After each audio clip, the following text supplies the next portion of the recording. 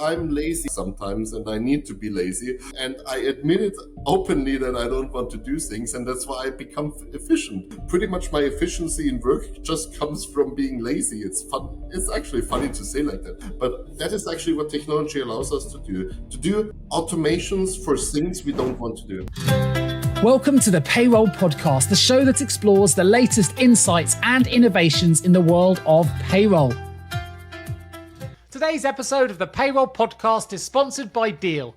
Now take a moment to consider the following pre-show scenario. Imagine you had to visit 6 different houses just to cook your dinner. One place has the pots and the pans, another has the stove, another has the food. You get the idea. Sounds ridiculous, right? Well, the reality is most global businesses operate exactly the same way, using 6 different tools and platforms just to play their global workforce. But now there's one platform offering truly simple, truly global payroll, and that's today's sponsor. That's Deel. That's Deel. And Deel's fully managed global payroll makes it possible to pay your entire team in over 100 countries and in over 200 currencies, all in one place. So whether you're an enterprise company, a small business, or something in between, Deel is built to meet your unique business needs. With in-house customer success managers, local payroll experts, and more, Deel's fully managed global payroll eliminates third-party handovers and instead provides unmatched compliance and flexibility. In fact, they'll even help you track and flag the latest changes in payroll regulations before they even become an issue. And with 24/7 monitoring and best-in-class security protocols, your sensitive data is always protected. So are you ready to change your global payroll system? If you are, click the link in the show notes to book your demo with Deel today. Hello and welcome back to the Payroll Podcast. I'm your host. My name is Nick Day. I'm CEO at JGA Recruitment Group. We're specialist global payroll recruiters. And as you know, I'm very passionate about the future of work, about technology, about AI. I've just come back from Nashville where I've been facilitating a panel all about how AI is going to impact the future of work. So I thought I would bring an absolute expert in this space, someone who is an expert in relation to the futurization of work, into technology. We can be controversial potentially here as well today, because I'm going to be introducing you all to Benjamin Talin, who is CEO of a company called MoreThanDigital. He is a renowned futurist, a serial entrepreneur, and global advisor. And with his extensive experience in digital transformations and technology, I've invited him on the show today to share some of his insights on how the future of tech could really impact the future of payroll. And what's really important, we understand how these dynamic forces might start to integrate and collide. But Benjamin isn't just a CEO, he's a visionary as well. He's been at the forefront of digital innovation since the age of just 13. He has over 450 publications and numerous accolades to his name. We are in great company today, people, so please do fasten your seatbelts. We're going to go at strategies. We're going to talk about government legislation, how businesses can utilize tech, how we can benefit from digital transformation, and probably a whole lot more as well. I'm sure we'll explore into blockchain, AI, and metaverses, and whatever else we want to go. Ben's going to lead us along the way. So welcome, Benjamin Talin, to the Payroll Podcast. How are you today? Thank you, Nick. The introduction is more than great. I mean, honestly, I'm sometimes even laughing when I'm hearing that. So, yeah, too many hats at the same time. But yeah, that's how I am. It's a lot of hats at the same time. I'm super happy to have you here. I mean, you've done a lot for a long time, and not many people start at the age of 13 or write 450 publications. So kudos to you. Listen, we're going to jump into lots of futuristic insights and things that are really going to get people's juices flowing. Before we do that, let's start with a very simple question from my side. It actually might be the hardest one you get today from your expertise, which is this. What does the word payroll mean to you? That's the unnice answer I gotta give here for a very dedicated payroll podcast. For me, it's a lot of work. That is usually how it is for me. It's something I usually don't want to take care of, and where I am just like, I'm happy when it's being done. It's happy when everything works, and I can do other stuff. So.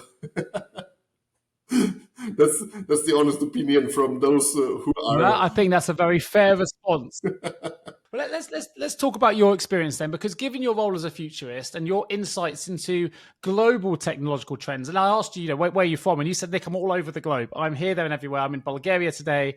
I'm about to go to the USA for 6 months. You're seeing how the world is utilizing tech in very different ways.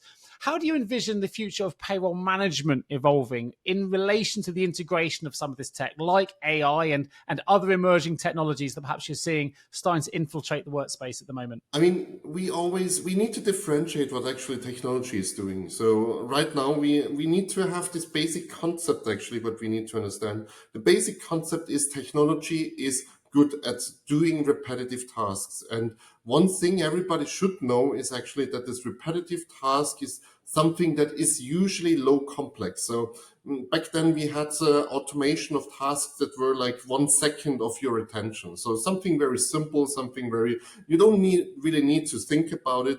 And suddenly it was automated, it was simplified, whatever. That is actually the power of good technology. So it can simplify things, and the better technology gets and the more we are coming into that, this span of some task that is maybe not just a second, but maybe 3 seconds, maybe 5 seconds, maybe 10 seconds. So we are coming to more complex tasks that actually take up more time, etc. That is actually the big impact. So when we are speaking about AI, we also need to be a little, I mean, we love ChatGPT at the moment, right? Because it gives us a lot of nonsense that sounds actually smart, and that is actually what triggers a lot of people, because it sounds smart. The problem is still that it doesn't have logical reasoning. It doesn't have actually like real logical conclusions it can draw. It can draw a logical conclusion from availability of information. So if somebody repeated already this logic 1,000 times, then there is a very high likelihood that you have this logic in there.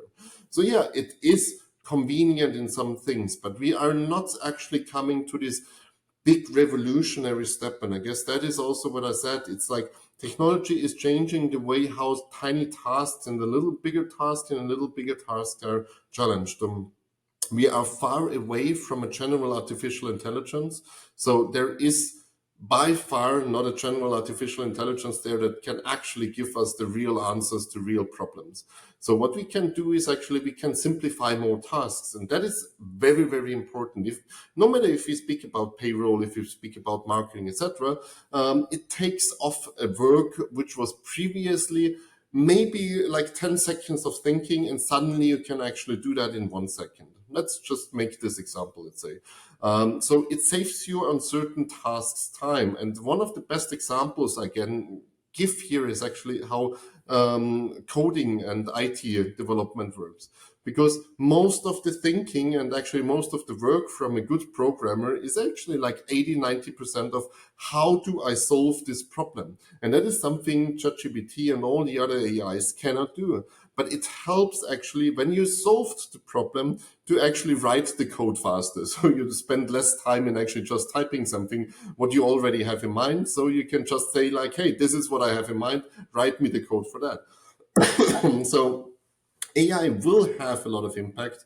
And I guess that's across the board. And I think we can really say that across the board, we have a lot of opportunities to actually simplify tasks nobody wants to do. And that is actually something that I love about technology, because I'm lazy as fuck sometimes and I need to be lazy. And I admit it openly that I don't want to do things, and that's why I become efficient. Pretty much my efficiency in work just comes from being lazy. It's fun. It's actually funny to say like that, but that is actually what technology allows us to do automations for things we don't want to do. It's an interesting point that you make, because in the world of payroll, you've tackled a couple of things there. One is, we've been working through RPA for a number of years, robotic process automation, and people in payroll have got really au fait and familiar with being able to implement an RPA solution. But yet AI scares them. And a lot of the things that they're doing, they're kind of, to a certain degree, they're one and the same in the way that they're using it for predictive analytics and things like that.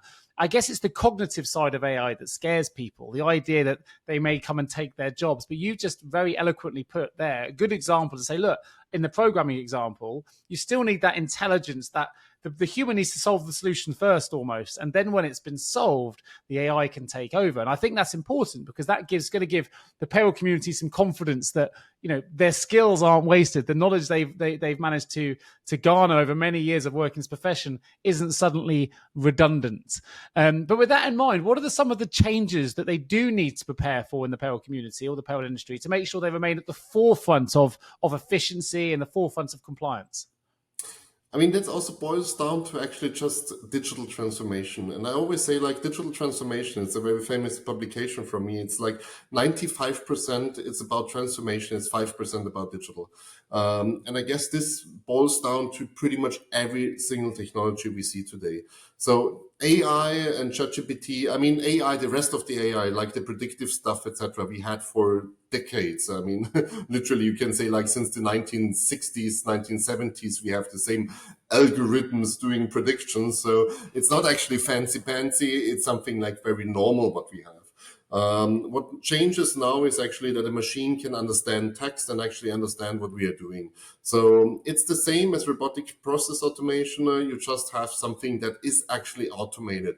And suddenly you can automate things that were previously prone to errors because you had unstructured text. And now you can say, like, hey, I have unstructured text, so I can actually make use of it. Or I have unstructured input. I have unstructured picture analytics. So it becomes more available and it becomes broadly available. And as you rightly said, it's not about actually replacing somebody. We are far away from the technological point where we actually replace people. We are just making some jobs easier. And actually, I always say, and that's a good example of an old company. It was like 15 years ago. We were actually doing an app for automatic sorry. We were doing an app for automatic ordering. So it was actually a steel trading company. For them, it was a challenge that all the workers on the site were actually noting down a lot of different things they couldn't decipher. So there were a lot of misorderings because of the handwriting, right? So there was a simple app, and this app was pretty much scan the barcode on this steel bar, on whatever. And with this barcode, you can actually then just order it directly. So it was a simplification of that. It's automation, right? So you don't need to have somebody calling up. You don't need to have somebody actually reading this paper. So it's just simple automation. And there I can actually give two examples because they had the first, and they fell for that, like, hey, we don't need the internal sales team. So that was the first intention. It's like, we can actually save the internal sales team. And as I like, no, wait. You can actually use it to your advantage because now the internal sales team doesn't need to do all these basic things, which is pretty much just wasted time that they actually fill out order forms from order forms they get. I mean, it's literally just typing something they read, right? It's like the most stupidest work. I told them, like, go out there and actually do something with this time, because if you can now actually advise customers what better steel bars they could use, what better appliances, etc. they could use, suddenly you become actually more valuable to the client and the ordering process is automated. Yeah, okay, but you actually have more time for things that actually matter. And I guess this is also something that you should also do in pretty much every topic when you see technology. I have more time, so I can actually be more productive. That means everybody who is actually replacing time that is just actually entering some stuff in some Excel can rather spend it on, like, hey, how can I actually improve something? How can I rethink something? How can I actually, and that's the transformation part, is 95%. And the more time you actually have to work on this 95%, the more you actually achieve from actually doing for yourself. So you can actually make yourself more valuable, because if you say like 90% of my time is actually entering some data in an Excel sheet, you're not really valuable to the company, to be honest. But if you say like, hey, all my Excel sheet entry is actually automated, I don't even care about the Excel entry or whatever database entry, but I can actually do really cool stuff in that moment. I can start like 5 different hypotheses and tests and projects, etc. And I just really get something done that changes the company and not just keeps it alive. So I guess this is the big opportunity we see there. And yes, we have all the media. It's definitely why I think it's exciting, because the payroll profession is absolutely hamstrung by the amount of mundane kind of task, data input, Excel spreadsheets, and the ability to automate a lot of those processes. It gives them all the opportunity back to really utilize their skills, whether that's in a strategic way, whether, as you say, whether it's speaking to their employees. It's a lot more entrenched down the world of employee experience than it ever used to be before, and really getting to know the employees and actually building a strategic center for payroll rather than just this this kind of function that, just as you say, sits down and enters numbers into a spreadsheet, when that can be automated. And I can tell you now, the people listening to this, most 99% of payroll professionals work way beyond the hours they're contracted to, because they're desperately trying to get payrolls out. So maybe this is the opportunity for the first time ever that payroll people can actually start to get a good work-life balance if they start to utilize the benefits and advantages that tech has to provide them. Now, I know from your perspective, you've also done a lot of government advice. Now, in the world of payroll, there's a lot of government lobbying. There's a lot of consultations that go ahead, whether it's to do with changing legislation, trying to make things more simple from an HMRC perspective here in the UK or the IRS in the US. And because you've been advising governments on digital transformations, how we can improve things, how do you see AI bridging the gap between sort of current practices, particularly in the world of payroll? I know that you're not a payroll expert necessarily, but bridging the gap between existing practices then and the digital demands of a future workplace. That must be quite challenging for you, because some of these institutions are quite archaic, and I wouldn't say it's necessarily too dissimilar in the world of payroll. The problem here is actually twofold. So when you're speaking about governments, you always have these two different things of actually the administrative part and the legislative part of how to manage the future. Because if we go back, the basic role of the government is actually to minimize externalities. So actually to cover, sorry for saying it like that, but to cover the asses of people who might be affected from negative things going on, right? So that's one part of what the government should do. The next thing is the administrative part. And the administrative part needs to be a little bit more progressive, because for the externality management, something bad needs to happen. And that is something that is tax fraud, which is actually also a bigger problem with AI coming up and actually faking books, etc. So we have a lot of different things going on. So there's like this cat and mouse play, right? Somebody is always faster and somebody is slower. But when it comes to actually administration, I guess one of the biggest things is that you can actually do more with less. And UK is, I guess, way better than the US when it comes to this integration and digital government initiative. So you don't even need AI for that. What I always say is like the biggest impact when it comes to digital transformation on government level is often just doing the basics. And unfortunately, most countries, just look at Germany, for example, they're not really good at covering the basics. So if you cannot have actually an automatic connection with your ERP system or HRM system, etc., and you need to do a lot of manual work and a lot of manual transmissions, then the whole system gets inefficient. And that's why actually governmental work has a direct impact on the efficiency of businesses. Just imagine the difference from managing payrolls and taxes, etc., when everything can be actually automatically connected and is automatically transferred. So you just literally click a button and then it's working. Versus I need to fill out some manual forms, I need to fill out some online forms, print out some PDFs and do some other stuff. So that has a direct impact on a global level. And I guess that's one of the biggest things there. And if we go a little further, because governments usually get me involved when it's about how can we help SMEs to digitalize. And the fun thing is actually a lot of these governments, always the same question, but a lot of these governments are like, hey, we even don't know how to actually help them. And I'm like, hey, just look at how burdensome the processes are, what you're actually building on top of them. I mean, everybody knows we need to pay taxes, we need to actually report there, we have all this stuff there.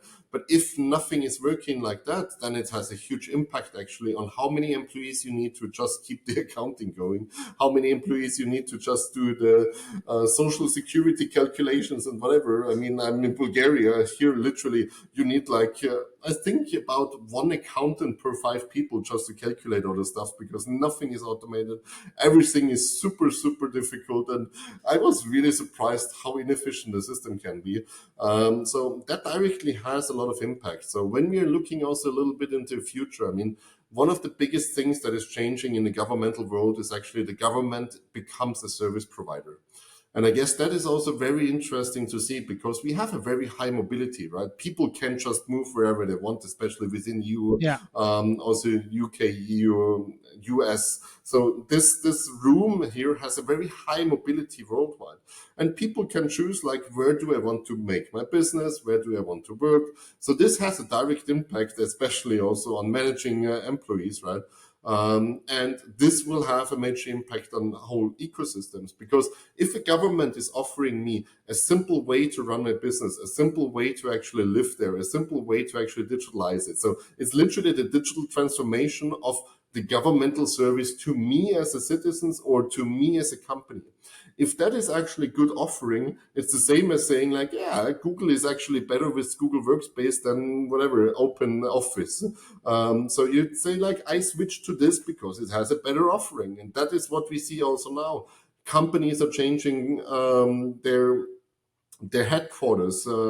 People are relocating to more convenient things, and that is a very big trend that we are seeing, and that is also a direct impact also when it comes to payrolling, because that is also something, I guess, a lot of people are feeling this struggle, how to manage all these remote employees, how to manage global employees who are on the move all the time. So it's also depending on which country you're in. Some countries are more open to this kind of work. But for example, in Germany, it's almost impossible to actually have such a workforce, and it's a huge struggle to actually manage these employees.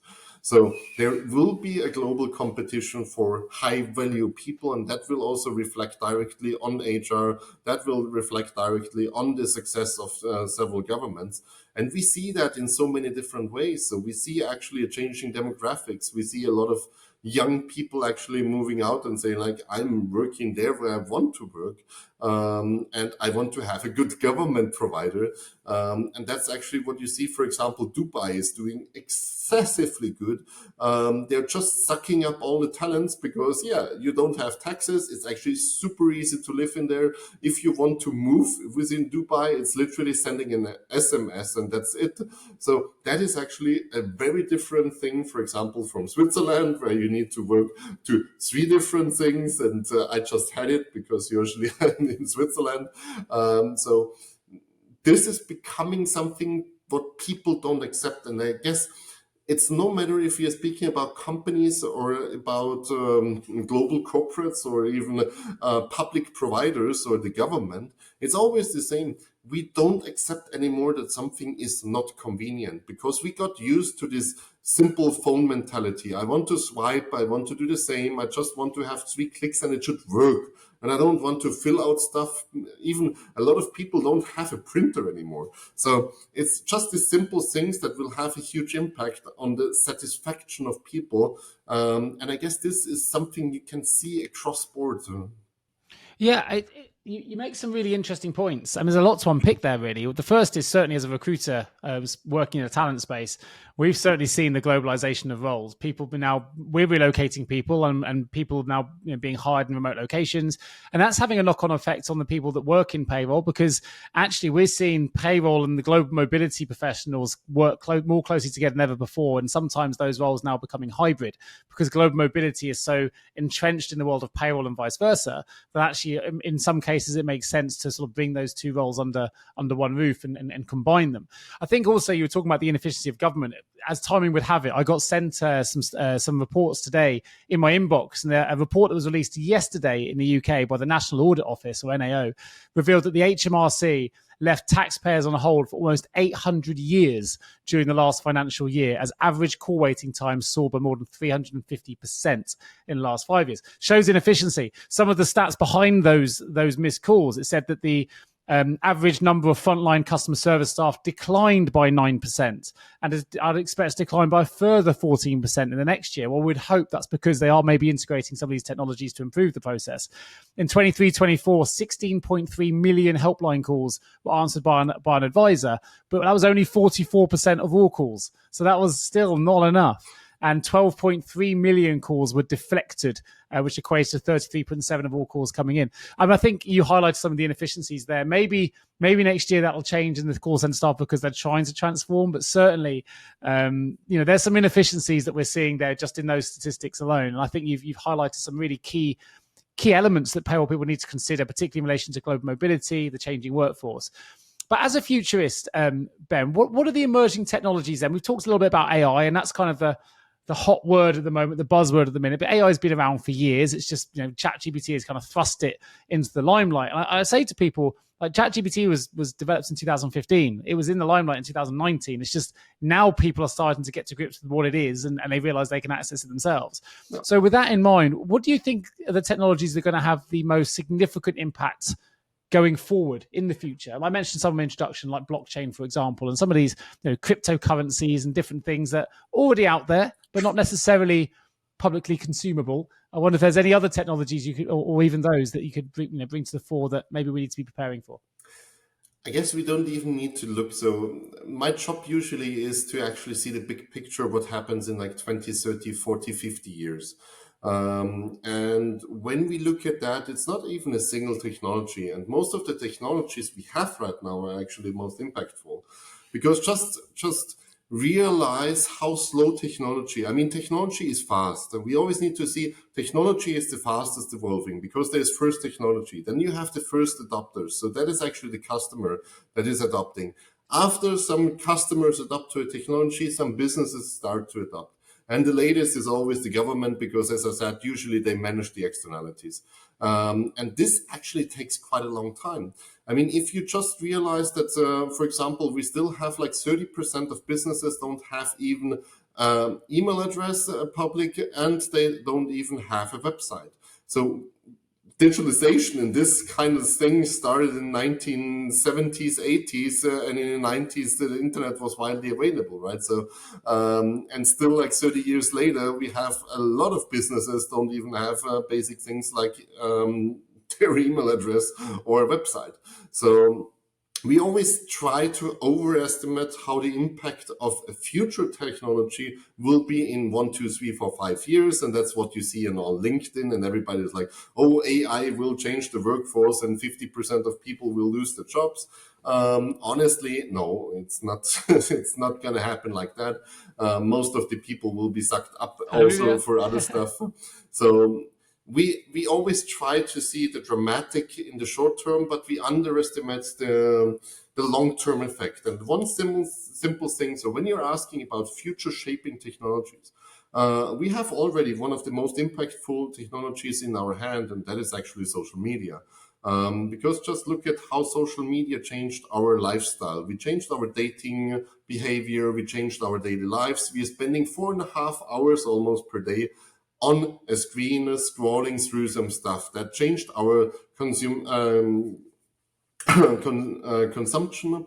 So we are literally on a brick of a new reality, and this new reality is actually fostering there.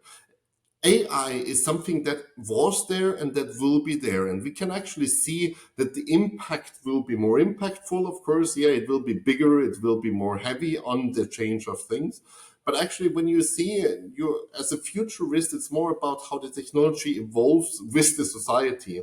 And society is slow in adoption. Yes, we are fast in actually loving it, but we are slow in adopting in a really big scale. So that's something that we can never underestimate, how fast things go in one way. For example, the smartphone adoption was a very fast thing, but it was actually just a shift from computers, right? So we had computers and then we had smartphones. So we were actually shifting our attention to something else. People are spending less time with the computer, but they have a smartphone. So the overall adoption of the technology was going up, but it was actually compensating some other stuff. And in the end, it's like this big shift.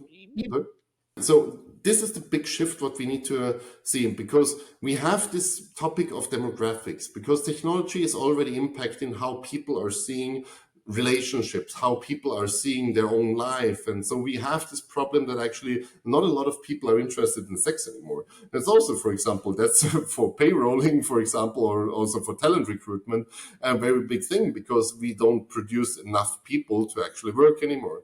So I guess the problem is not that AI will replace jobs. The problem is that AI won't replace enough jobs to actually keep up with the demographic change, because we are losing. I think Germany at the moment is losing until 2050. So in the next 25 years, they're losing about 10 million in their workforce, and they don't know how to replace it. So what happens in an economy which is constantly losing actually the workforce and therefore also the productivity, and how to actually keep a company alive if there is nobody else to hire because they're all dying away or they're going into pension. So the retirement gap is actually a very big thing, and technology can help there, but it cannot fill it. So that's why I say, and we're gonna see a lot more acceleration on that. And I don't know if you know Replica AI, if you ever heard of it or if you played with it. It's an AI that is actually, as the name says, it's replicating a person, and actually it's playing yourself a human interaction. So it's like an AI being your best friend / partner. So there is a growing sentiment that about, I think it was like 30% of people below 30 are virgins. They're not even interested in sex anymore. So technology is already replacing human connections, is replacing our need for that. And that will have a lot of impact, because if we don't have that, we don't have the status. The status is also connected to pretty much the income level. The status is also connected with promotions. So if less people are actually triggered by a status, we have less promotions. And we see that already in the workforce, that many people are not really like, I don't want to go into management. It's just too much effort. I just be a normal expert and I make my 80% work time and just do that. So there's a big change in our society. And when we now go through the 30, 40 years in the future, we see right now we have this tiny little device taking up about half of our free time. So this will increase, right? So like 4 or 5 years ago, this 4.5 hours what we are spending with this tiny smartphone was actually less than 2 hours. So we can assume that with better technology, with better apps, with better interactions, with better hooks, with better dopamine rushes, because all these apps are nothing else than a big dopamine rush for us, making us addicted. So there will be a more sucking version of that, of our time and attention, and a less human world, let's say. It's a more digital world. I differentiate it like that.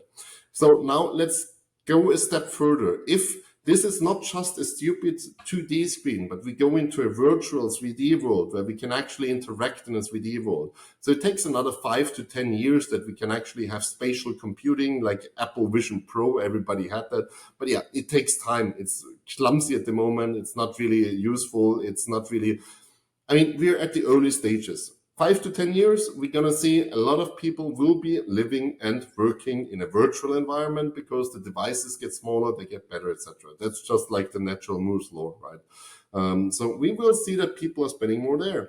That will have a huge impact on also how people are perceiving work. Because if I work in a virtual environment and I can be really, really remote, then suddenly the world is also becoming more flexible, because then this government becomes a service agent, right? So governments can just trigger you and say like, hey, if you're either way working in a virtual environment, come to Dubai and you're going to have your best connection there, etc. So we will lose the connection to the real world. We will be a little bit more agnostic when it comes to what do I want to do, because I can be anything, right? I can be an avatar in Avatar world, so the James Cameron avatar. So I can be a blue guy in a blue world, and I'm doing my job as a designer or whatever. And that becomes actually more fluent. So we don't have these physical limitations. We don't have this mobility limitations. So that means like our society becomes way more detached actually from this. And also when it comes to status, there is a big impact to that, because if I can create my own virtual worlds, I mean, we already have it, right? My Instagram feed is my own virtual world. It's a stupid 2D screen, but it's actually a fictional world I create with filters, etc. What others see about me. But if we spin that further and say like 20 years in future, you can literally create your own Nick Day world. And you say like, hey, this is my world. It's a mixture of avatars, Star Trek and whatever. And this is my world. Come to me. And I work there. I live there. I make my money there. So there will be a lot of impacts. And that is actually not the technological trigger. The technology we have already, it just gets better. It just gets more immersive. But the impact what we see on the society, that will be big, because if people have virtual girlfriends in a virtual world, and you're not really caring anymore about physical goods, because why do I need to care about a nice apartment when either way I just meet friends online, I just work there, and I have my 10,000 villas on my own world, in my own universe. So you can literally have everything there, and that will have a lot of different impacts. So I know I'm spinning out now a lot of different things at the moment, but I'm trying to actually give. Hello, HR and people leaders. Are you not exhausted from the endless war for talent battle cries? I think it's time for a fresh approach. Which is why at JGA Recruitment, we understand the real challenges you face in sourcing top HR talent. And guess what? We believe we have the solution. Our team is on a mission to revolutionize your hiring process, because we're not just recruiters. We're strategic partners dedicated to finding the best HR and people professionals who align perfectly with your company's vision and goals. Let's break the cycle of frustration together. Join forces with JJ Recruitment and experience the difference in hiring better talent faster. Don't let another day go by without taking action. Contact us today by visiting jgarecruitment.com to discover how we can transform your HR team. And here's a bonus.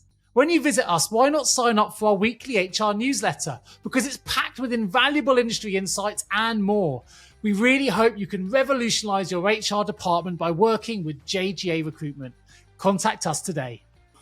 I think it's absolutely fascinating. I think coming from a global talent perspective, Ben, you're joining up a lot of the dots for me in ways that I hadn't necessarily considered. I think the idea of, where AI isn't replacing jobs, we're actually going to need it because there aren't enough people in the world. I mean, we're actually seeing that already in the world of talent, right? In the world of payroll recruitment, HR recruitment, talent is getting more expensive. It's getting harder to find. It's getting harder to engage. It's getting harder to liberate and move and get people enticed. That people are more interested in their 80%, as you put it, work-life balances now. And that makes it harder to move people. And we are seeing people leave the industry and not necessarily being replaced. So again, there's other issues there through retirement and as you say, other market forces. So I've never really considered it that way around. We should look at AI as our friend, because otherwise there's no one to fill those gaps. Right? There just aren't enough people in the world unless we change some of those global problems. And I don't think we've looked at it from that perspective, and that's really enlightened me. I've been aware of the problems, but I hadn't joined up the dots, and you've done that a little bit for me today, so I appreciate that. Now I know that for something for you're really passionate about change management. You talked then about digital ecosystems, and we took it to an nth degree, which is wonderful. Let's vision the future. That's what this show is all about. And maybe we'll be processing payroll or probably likely we'll be processing virtual payrolls in virtual environments, meeting our teams in virtual worlds, and it'll all be a very different experience. But we also know that in order to get there, we're going to have to go through a change management process. And I know that you're very passionate about addressing the dynamics of organizational change, that you've got a number of strategies that you've spoken very eloquently about on the public stage and big stages, about how people can manage change in rapidly evolving either technological worlds or even just rapidly scaling businesses that we're seeing at the minute. We're seeing disruptors come into the payroll market. We're seeing disruptors come into the HR market. So what are some of the tools and maybe practical insights you can share for those payroll professionals or HR professionals listening to this that just need a bit of support managing that change? Because we know that change management, I think, is one of the key areas that's really holding both industries back from successful transformation, because there's a lack of change management expertise, probably. Yes, and the fun thing is, I always say change management can be easy. We just forgot actually how easy it can be because we forgot to be a child. Why are children so good at changing? Because they are just being playful about it, right? So they just say, well, okay, let's try it. I'm curious. I'm doing whatever. We lost this somehow because everybody is looking, and that is something I saw a lot in this technological world. It's also fueled by a lot of this bullshit bingo coming from consultants and all these service offerings in the end. Because what they want to sell you is undoable, and I'm the only one who can help you. And that's how the industry evolved. And that's why, for example, the consulting industry is growing at 7.7 over the last decade, pretty much 7.7%. So that means the consulting industry is almost 3 times faster growing than the economy itself. And that is not due to the fact that they are encouraging people to do it on their own. That's rather on the fact that they're leveraging it with doing a lot of buzzword and hyping, etc. And that's the same when Sam Altman with ChatGPT sits there and says like, oh, we're going to change the world and there will be a worse thing than nuclear war, that is AI. So we are actually monetizing on fear. And that is pretty much crippling our inner child, I would say. So the biggest thing about change management is, first of all, have time. I made a very simple management concept, and that was always, I did a lot of change management for small and medium-sized companies, and I needed to explain it to them in a very simple manner. And there is actually 3 horizons you have in a company. It's the survive state. So everything you do in the daily business just to keep it running, to pay your bills, to pay electricity, whatever, to pay the payroll. The second part is actually expand. I do something, and how can I actually do it in a new market? How can I evolve? How can I do it better? How can I improve my product? Whatever. So that is the second part. And the third part is actually this transform. So this is the set model, I called it. And the transform part is actually the biggest challenge for most people, because they don't dare to actually rethink something. They don't dare to try something else. And when you actually just do a simple trick, and I can really recommend everybody here to do it, just take a simple sheet and write down how much time and how many resources from budget, from your own time, how many days per year you're spending for one of these brackets. The fun thing is, most of the time, nobody writes something for transform. That's maybe sometimes in some companies, it's like, yeah, we have 1-2 strategy meetings per year. We're going to put that into transform. Even though the most of the things they're discussing there is about operations. And I'm like, okay, then just write down 2 days a year, which is like 1% of the whole year, right? So, wow, you actually did something for the future of the company for 1% of your time. Then about expanding, and they're like, yeah, we do a little R&D here. We also have some internal meetings a month. And then you see like 2-3% come into that. And then you see 97% of the time and the resources of a company are being stuck pretty much into running the business.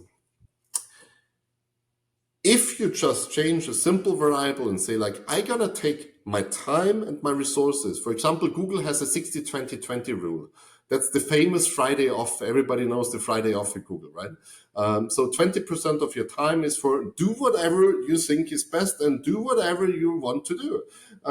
It should have some kind of connection with what we are doing, but you have the freedom. So that is actually giving people time to think outside the box.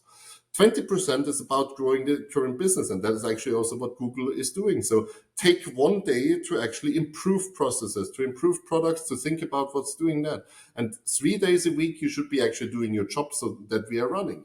So if you really dedicate enough time to actually just force yourself to be creative, to test out, etc., then change management becomes a total simple thing, because suddenly you're like, I have time, so I can test it. And if you test and if you succeed, you learn. It's the same as children. They're just playing. If it's fun, they keep on playing and doing that. And if it's not fun, they just quit it. And sometimes, maybe a year later, they come back and say like, now it's fun. And that's the same actually how change management really works. So what I can really recommend, and that's a very simple strategy, everybody should just get out and get pretty much an update on what is going on and try to be critical. Everybody sometimes, people tell like, I'm overwhelmed with all that stuff. You don't need to be an expert in this field, but at least understand what is it doing, what could it impact, and how could it maybe be useful for you. So it's more like a simple assessment of what you're doing. Maybe spend 2-3 hours and then you get pretty much an insight into any topic, into some details that you can say like, I know AI is actually about some input, it's some data, I need to clean it, and at the end it's giving me something. So what can I do with that? Okay, I understand it. So that is already enough. But if you start now, and that is actually this transformation part, if you start now to see like, hey, I have this and this and this component, and suddenly I can bring it together, let's try it out. So if we are if we are focusing on this point, that we are literally saying like, how can we make use of that, and how can we playful make use of that, then suddenly change management becomes a no-brainer. Because that's always, when I saw companies being successful in change management, it's always about enough time and enough support, and it's actually a cultural thing that you just say like, hey, not everybody needs to be Google and give people 20% of their salary and time, etc. But if you just don't even have 1 or 2 days a year to think outside the box, you can never have change management, because you're so absorbed with doing the same all the time. So you're trying to protect it, of course, because that is what you're used to. And people need to understand, when we are speaking about change management, is actually you are fighting against your own dopamine system, because your own dopamine system is rather comfortable at repeating what is not working, rather than being uncomfortable in trying something new. So you need to actually make yourself comfortable in trying something new. So your brain is being trained on accepting something new. And that is something I can just say, because yes, you can do it. There is a scientific way. I did a lot of the publications on change transformation. If you need to have the brute force there, then you have a whole system in place that you need to have, because you need to break patterns. You need to break people sometimes. It doesn't sound nice. But if you don't prepare this company over 2, 3, 4, 5 years that is actually agile enough to accept change, the only thing left is actually to do it brute force. And that is actually not always the best way, because if the people are not prepared, if the mindset is not there, if the culture is not there, if they are not also upskilled, and that's also something that a lot of companies are not doing, they're not upskilling the people. Because if you learn for 3 hours what AI is doing, and you just write it into an email and make an internal email to all the people like, hey, this is what AI is doing. So this would be something that actually helps the whole company to be upskilled. But if the company doesn't have that, it's only possible with brute force. And then it becomes a very, very big step. Then it's like saying to somebody, hey, you need to run a marathon now. You didn't run a marathon, but now you need to run the marathon. But if you keep training the people, if you just do it in a very small portion and say like, yeah, let's run for 1 kilometer, and after lunch we run for another kilometer, then it becomes less of a hurdle to actually say like, okay, now we need to run the marathon, because they're like, yeah, we did actually like 20 kilometers during the week. I can maybe do a marathon. It's a way different thing than I never even ran, but now I need to run a marathon. And that is actually what change management feels for most people. You make Yep. You make some really interesting points. Again, I like the idea of bringing it back to babies and childhood, because, well, I always say wellness is innate when we talk about well-being. It's only when we layer everything else on top of everything that we start to worry about certain things, which we're actually, when we're born, we don't have all those concerns. It's layered from social media and public pressure and the things we're attached to. And I think I quite liked your example of bringing it back to basics. But something that people do struggle with. I've got 2 questions left for you, Ben. I really appreciate your time and your insights today. One of those is in relation to the ethical side and the sustainable side of technology use. So, there are a lot of fears around AI in particular, public use of data, open source, things like that. How should businesses approach the ethical implications of using AI? Now, I know that very recently the European Parliament has put through a potential sort of ethical use of AI regulations that haven't, I don't think, been ratified yet, but probably will be. But what are the things that businesses should start to consider? Payroll is it's a big target for hackers and cyber criminals, because they have access to so much data on employee records and financial data as well. So what are the things that payroll professionals potentially should be wary of or mindful of in relation to data privacy, worker rights, ethical implications, things like that? There are a lot of implications, to be honest. And the biggest problem is that people underestimate the impact of one single breach, because it's something like insurance, right? If it doesn't happen, nobody cares, because it's just a struggle to actually be compliant, be secure, etc. But if it happens, then shit hits the fan. Sorry for saying it like that. And the implications of ethics, I guess, with AI, we have seen a lot of examples. We have seen that, for example, in medicine is a very, very cruel example. There was an implication of organ donors. And the AI was learning from a bias because they had like a certain value in the blood needed to be at a certain level so you can actually receive an organ, and I think it was a kidney. So if you receive this level, then you are not on the donor list and you're moving down the donor list. And it seemed that a lot of people of color were automatically rated with a higher level. So it was actually like that. So the system was actually automatically trained to be racist because the underlying data was racist.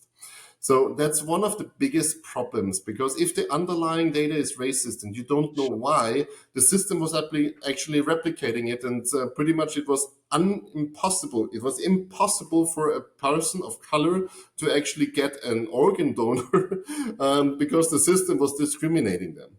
So that is how stupid AI is, and we tend to overestimate what I said in the beginning, how smart it is. But in the end, it's just a replication of the data we get. And that is especially for smaller companies. It can be a bigger problem than anybody can see at the first moment, because the data is being trained on what you give it, how good the data is you train it. And most of the people, they want to talk about AI, but nobody talks about having data cleaned, having data neutralized, having neutral data as a basis, or having even like large collections of data. So everybody talks about the fancy, let's have a text generating stuff there. But if you really want to make use of AI, the biggest problem is to actually create this neutrality in the data and this traceability within the data, etc. And if you have this clean data and the structured data, I mean, yeah, we have ChatGPT being unstructured, so it takes unstructured data. But the problem is, if you try to actually tell it to summarize it, you also get hallucinations because it's a large language model. It's not a smart, structured algorithm that takes only facts, because there is no facts in there, right? It just assumes that there is a fact, and it assumes that there is another fact it learned from somebody else. So suddenly you can say like, hey, this woman is depressive, whatever, because this was what's happened because of whatever that is that was in behind. So you can have a lot of different implications when you're using the wrong data set. And I guess that's the biggest problem with the ethics in AI. So it's not the ethics that we are using it and that we are replacing works and whatever. As I said, it's just doing the stupid stuff we don't want to do. And it's also not so smart that it can actually really replace people. So it actually just makes our life easier. The biggest problem about the ethics problem is that we are using data sometimes without the consent of the user. So that is number one. Also, a lot of companies are doing that. And I guess a lot of payroll professionals sometimes even don't know how much data they have, which is actually not consentable to anything. So that is something I learned also in the HR world, where there was a lot of data being collected, which is actually not even legal. So there is, for example, in Germany, tracing somebody when they check in and check out, if you have a key system, is not legal. But everybody is doing that. So it was like, okay, interesting. So that is the first part of ethics. So how do you get to the data? How do you clean the data? How do you make sure that the data is representative for something? Because if you want to make decisions based on that, you need to have really good data. And that's why a lot of people, for example, in recruitment, scaled back the use of AI, because AI was actually making up facts. So it was summarizing some CVs, and suddenly there was some stuff in there which was never mentioned in the CV. And then it was also giving recommendations arbitrary. Yeah. So they literally fed the same CV 5 times into the AI, and it said 5 times something different about if you should hire it or not, because it's a language model. So it does nothing else than actually having a probability.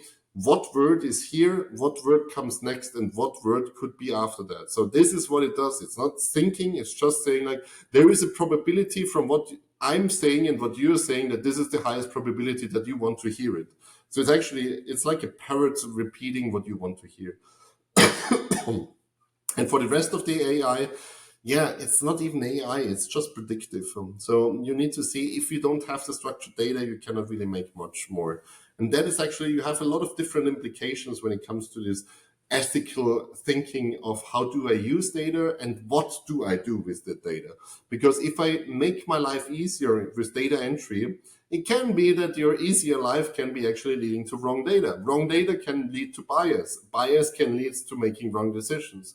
So it's actually at the very front of the beginning, you make a little mistake because the AI was doing some hallucinations, and at the end you actually have a biased model what you actually use to do performance reviews, or what you use for hiring decisions, etc. So you need to be careful on what you use and how you actually oversee that, because the problem per se and the biggest ethical challenge is AI is a black box. And that is something all the AI engineers say the same.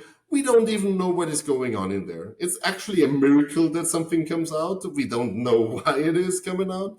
And that is actually the biggest problem, because if you cannot explain how something is being done, you can actually not reverse engineer it, right?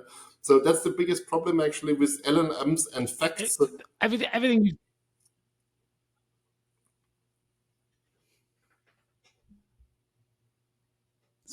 So I think there's a slight time delay between the two of us in Bulgaria, so apologies if I've come over you a couple of times. But it's interesting what you were saying, because actually we know with the amount of thoughts we have a day, 80% of them are negative. Humans typically have a negativity bias. So if it's impossible for us not to bring some of that bias into the way that we write searches or prompts into AI. But also, AI can become your own echo chamber, right? It's going to give you back the results that it listens to your instructions and brings back what it thinks you want to hear. So if you write it in that way, it's going to respond in that way, which can either confirm or compound an issue in the first place. So, there's a lot of dangers there, which you highlighted, very shocking, the kidney story. I mean, but you articulated very well, a really good example of where, we need to be mindful of how AI can work if we don't fully understand it, or we're not, utilizing it in the right way.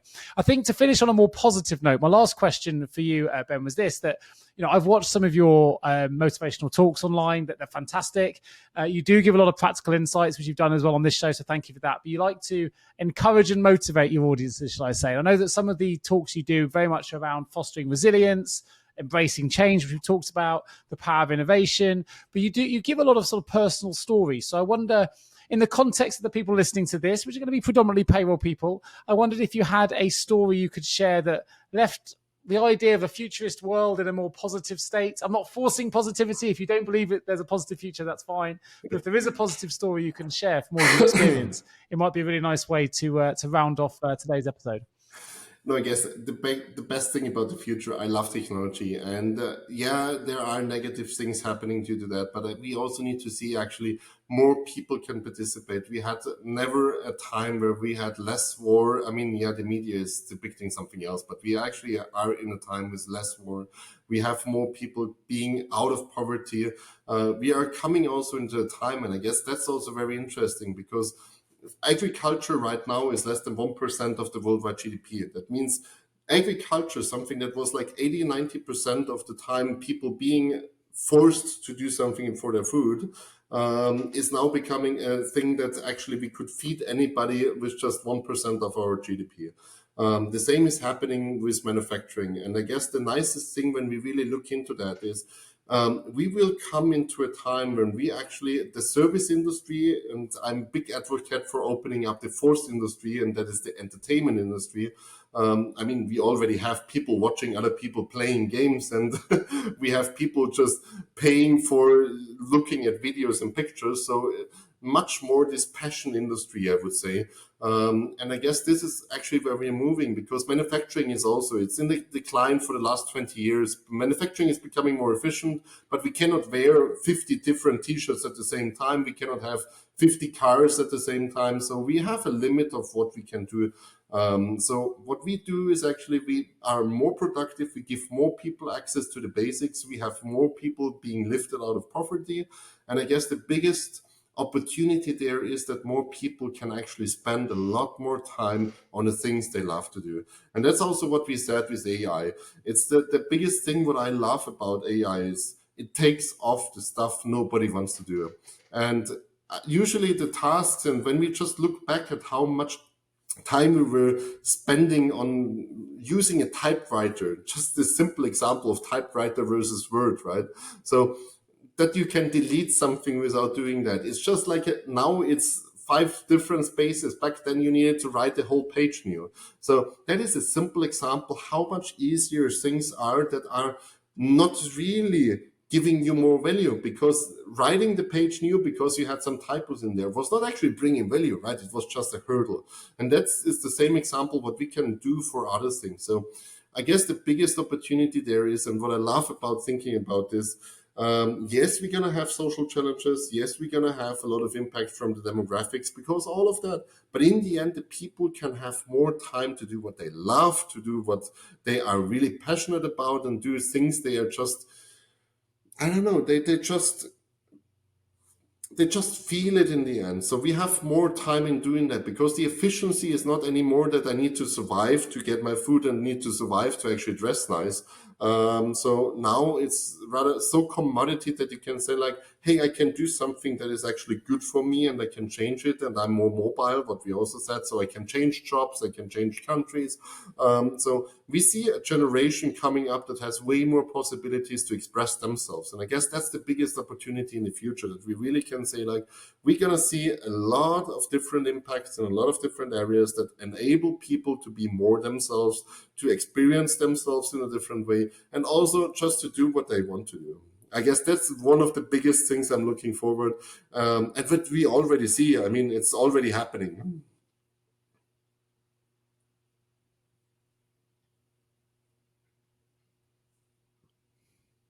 Fantastic. And I know that if people want to find out more, you do keynote speaking, you've got multiple publications, you're on advisory boards, you support government with policies and various things.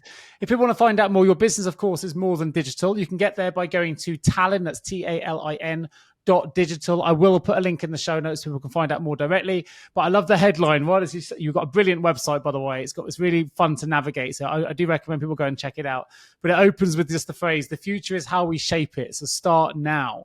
And I think that's absolutely right for the world of payroll. We've got to embrace it. We can't change what's coming. The only thing constant in this world is change. And you talk about, in a world of constant change, the greatest power lies in our ability to shape the future. And I think there's a lot of lessons in that as well for the payroll community that listen to this. There's an opportunity for people to shape their own futures, to work in a way they want to work, whether that's in a virtual environment or not, whether it's 80% or not, whether it's utilizing tech or not. But the ramifications of those choices will be found out in the constant of time. So really appreciate you sharing your insights with us today, Ben. You've really enlightened us with a futuristic view into the world of payroll. So thank you ever so much. If there's anything else you'd like to add around your own consultancy, or anything you'd like to share with our listeners about your business, MoreThanDigital? And pretty much we're not doing consultancy, and that's actually a big thing. We are actually more on the NGO side. What we are doing is we're giving people free access to tools and knowledge. So everybody who wants to read, because we are also a publication that is free to read, so everybody can read free there. Just check out MoreThanDigital.info. And also maybe just sign up for Insights, because it's the first business diagnostics tool worldwide. So it gives literally access to an analytics platform that usually costed like 1.2 million to access. So you can imagine how many companies were able to afford that. And we're going to give it out for free. And so the idea was actually help companies identify how something hurts, where they should focus on, because most people are overwhelmed with the challenges they have, right? And there are so many interconnected topics in a company. And it was actually 6 years of working we put into that. That we make a model that actually allows us to measure up to 300 different dimensions of a company and say like, hey, you have problems with your revenue, and that is actually due to your company culture, and you are not really spending enough for innovation. You are not prepared for your processes, etc. So here are your top 5 priorities you should do. So people can actually start focusing on the things they need, instead of just being at the mercy of a good consultant, or that everybody wants to sell them something, etc. So this is something, check it out, because that can really help a lot of companies.